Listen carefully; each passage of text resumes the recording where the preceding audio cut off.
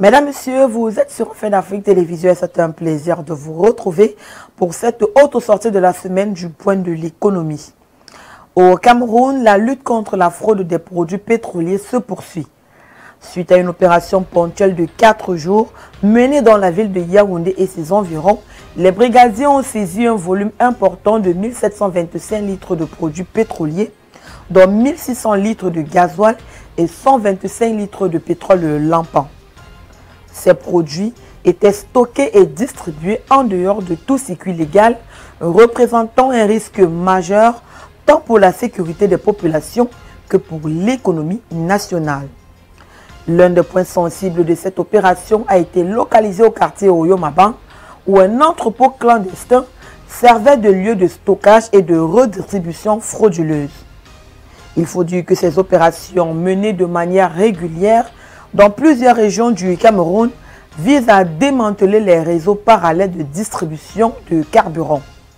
La fraude et la contrebande alimentent un marché noir qui échappe au contrôle de l'État, prive le trésor public de recettes importantes et expose les consommateurs à des produits souvent de qualité douteuse. Les descentes inopinées de brigades nationales de lutte contre la fraude témoignent à suffire de l'engagement du gouvernement camerounais à protéger les consommateurs et à garantir la régularité du marché. Face à la multiplication des prélèvements parafiscaux opérés en dehors du cadre légal, le ministre de l'Économie et des Finances, Henri-Claude Oyima, hausse le ton. Dans une récente déclaration, il a dénoncé les pratiques qu'il juge illégales et néfastes pour l'activité économique au Gabon, appelant à un strict respect du dispositif fiscal en vigueur dans le pays.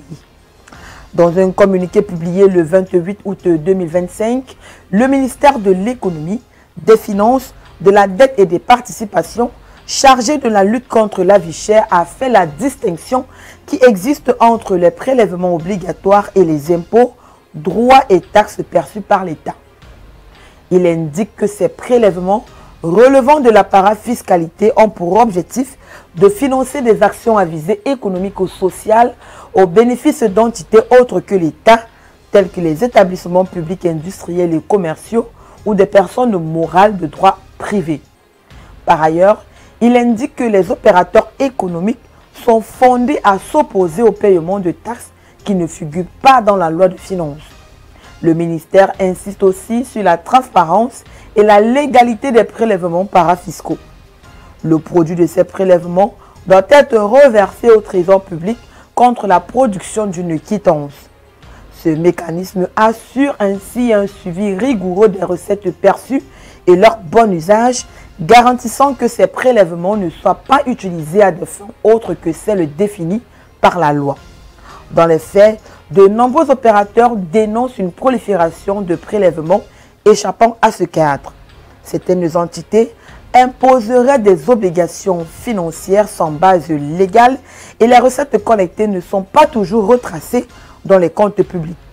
Cette communication du ministère de l'Économie, des Finances, de la dette et des participations chargé de la lutte contre la vie chère tient à rappeler aux opérateurs économiques que leur engagement financier doit respecter les normes légales et constitutionnelles, sauf d'autant plus qu'il s'agit d'une mesure essentielle pour protéger les entreprises contre des impositions arbitraires. Parlons à présent de Sidi Oulta qui a officiellement pris ses fonctions le 1er septembre dernier en Côte d'Ivoire en tant que 9e président de la Banque africaine de développement. C'est une nouvelle page de l'histoire de la Banque africaine de développement qui s'est ouverte au moment où M. Sidi Oulta a prêté serment. M. Sidi Oulta a présenté les 4 points cardinaux de sa stratégie qui comprennent une écoute attentive, le lancement d'un programme de réforme accéléré, l'approfondissement des partenariats et l'accélération des solutions concrètes comme priorité fondamentale qui guideront sa présidence au cours des 100 premiers jours de son mandat. Soulignons qu'il remplace à ce poste Akewimi Adesima qui y a passé 10 ans. Ancien ministre de l'économie et des finances de la Mauritanie, Sidi Oulta a occupé des postes de haut niveau dans des institutions multilatérales et à diriger des opérations de réponse à des crises, de réformes financières et de mobilisation innovante de ressources pour l'Afrique.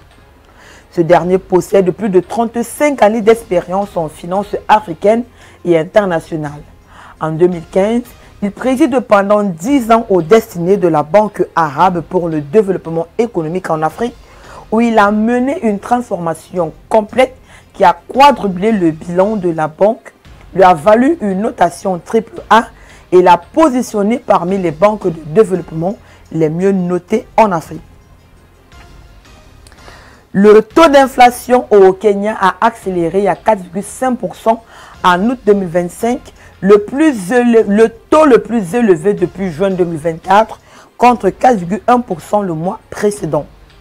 La principale pression à la hausse est venue des prix des aliments et boissons non alcoolisées, notamment des produits alimentaires de base tels que le maïs et les légumes. D'autres contributeurs clés étaient les transports et le logement et les services publics. Sur une base mensuelle, l'IPC a augmenté de 0,3% en août après une hausse de 0,1% le mois précédent. La Banque centrale vise un taux d'inflation compris entre 2,5% et 7,5% à moyen terme.